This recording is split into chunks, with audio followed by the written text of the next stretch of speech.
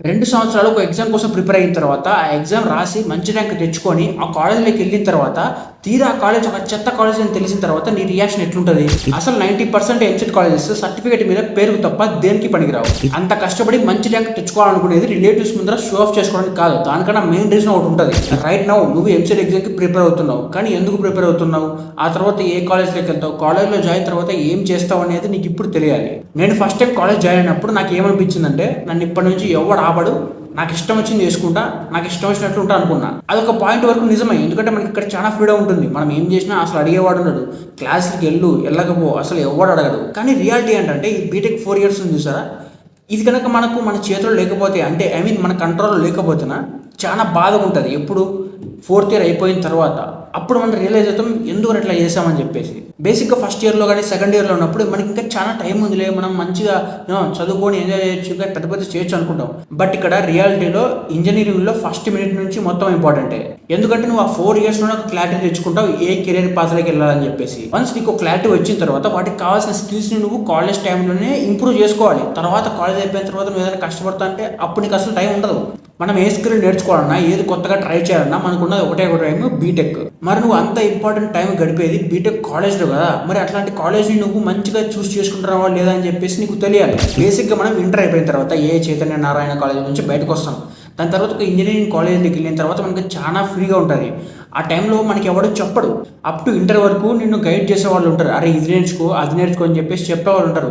కానీ నువ్వు once ఇంజనీరింగ్కి join అయిన తర్వాత అసలు ఎగ్జామ్ రాస్తావా రాయవా అనేది నీ ఇష్టం. మనకి ఇంత ఫ్రీడమ్ ఉన్నప్పుడు మనల్ని ఎవరు గైడ్ చేస్తారు? మీ కాలేజ్ లెక్చరరా లేకపోతే ప్రిన్సిపలా? వాళ్ళు అసలు నిన్ను దేకరు. పోనీ నీ ఫ్రెండ్స్ ఎవరైనా నిన్ను గైడ్ చేస్తారా? ఒకడేమో బెట్టింగ్లు వేసుకుంటాడు, ఒకడేమో అమ్మాయిలతో మాట్లాడుకుంటుంటాడు. ఎవరి పని వాందే. మనం ఇక్కడ బాగా చూసుకుంటే ఆ 4 ఇయర్స్ అనేది మనకు చాలా ఇంపార్టెంట్. కానీ మనల్ని గైడ్ చేసే వాళ్ళు ఎవ్వడం లేడు.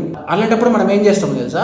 మన ఫ్రెండ్స్ ఏం చేస్తే, మన కాలేజ్లో ఎలా ఉంటే మనం కూడా అదే చేస్తాం. వాడు ఇన్స్టాగ్రామ్లో రీల్స్ చూసుకుంటూ ఉంటే మనం కూడా అవే చూస్తాం. వాడు పబ్జీ ఆడుతూ ఉంటే మనం కూడా జాయిన్ అవుతాం. అందుకనే నువ్వు ఎక్కడ ఎలాంటి వాళ్ళతో ఉన్నావు అనేది ఇంపార్టెంట్. ఇదంతా చెప్పడానికి మెయిన్ రీజన్ ఏంటంటే, నువ్వు వన్స్ ఎంసెట్ ప్రిపేర్ అయిన తర్వాత ఒక కాలేజ్లోకి వెళ్తే డెఫినెట్గా వెళ్తావు. ఆ కాలేజ్లో నీకు అలాంటి అట్మాస్ఫియర్ ఉందా లేదా అనేది నువ్వు చూసుకోవాలి. కానీ మన బ్యాడ్ లక్ ఏంటంటే 90% ఆఫ్ ద ఎంసెట్ కాలేజెస్ అన్ని చెత్తగా ఉంటాయి. దాంట్లో జరగకపోయినా అసలు ఏం ఫరక్ పడదు.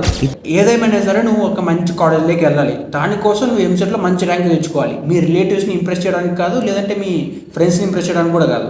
అంటే ఇప్పుడు పెద్ద కాలేజీకి వెళ్ళిన తర్వాత నీ లైఫ్ మొత్తం సెట్ అయిపోతుందా, నీకు మొత్తం అన్నీ వచ్చేస్తాయి అంటే నేను అలా చెప్పట్లేదు. మన పక్కన వాళ్ళందరూ ఏదైనా పని చేసుకుంటారు, లేదంటే కోడింగ్ చేసుకుంటారు, కానీ ఏదో ఒకటి చేసుకుంటూ ఉన్నారు అనుకోండి.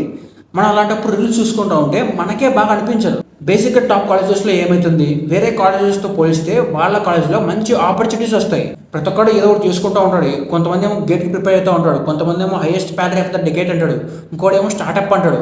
అట్లా ఎవరికి వచ్చింది వాడు చేసుకుంటూ ఉంటాడు. వీళ్ళందరి మధ్యలో నీకేమనిపిస్తుంది? అరే మనం కూడా ఏదో చేయాలరా, మనకుంటూ ఒక ఐడెంటిటీ ఉండాలి కదా. ఒక ఆర్డినరీ పర్సన్ లాగా ఉంటే మనకు స్పెషాలిటీ ఏమని చెప్పండి అని చెప్పేసి నీకు కొంచెం ఫీలింగ్ వస్తుంది. అలాంటప్పుడు నువ్వు ఏదైనా కొత్తగా ట్రై చేయడానికి ట్రై చేస్తావు. ఫర్ ఎగ్జాంపుల్ నేను ఇలాంటి వీడియోస్ చేయడం ట్రై చేసినట్లు. పర్టికులర్గా ఈ పని చేయమని మనకు ఏ కాలేజ్లో ఎవడో చెప్పడు.